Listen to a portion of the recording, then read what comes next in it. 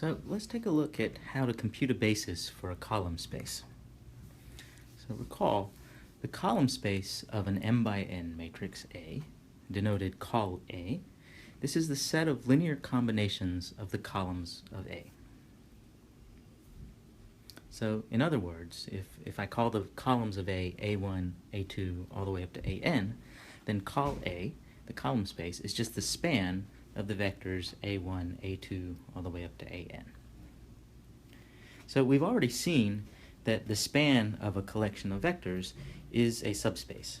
And so col A is a subspace of Rm. So notice the m here is because A has m rows. So we've already seen some other results that we can apply in this situation. So for example, the column space of a matrix A is equal to Rm. And this is if and only if the columns generate Rm. And this will only occur if the matrix A has a pivot in every row. Okay, so suppose a matrix A row reduces to a matrix U. Well, we've seen that that means that the matrix equation, the homogeneous equation AX equals 0, is equivalent to UX equals 0, meaning they have the same solution set. And so any linear relations satisfied by the columns of A are also satisfied by the columns of U. So, for example, suppose A is A1 up to AN, and matrix U is U1 up to UN.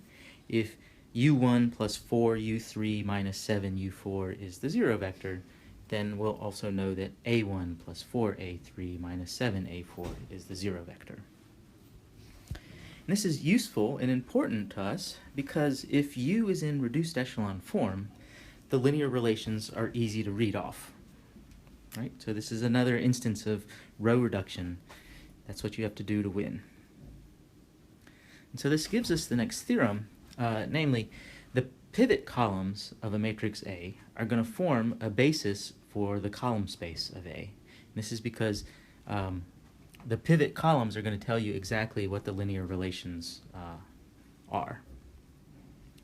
So let's take a look in detail at example 8 on page 150. Suppose A is A1, A2, A3, A4, A5, as given here, right? Then you can check using Gaussian elimination, using row reduction, that A row reduces to this matrix here. And I'll call the columns there U1 up to U5. Let me put my pivots in boxes to highlight them. Okay, so if you notice, this third column of U, so U3, it's exactly equal to negative 3 U1 plus 2 U2. And similarly, U5 can be expressed as 5 U1 minus U2. And so this tells us that those relations are satisfied by the columns of A. So A3 is minus 3 A1 plus 2 A2, and A5 is 5 A1 minus A2.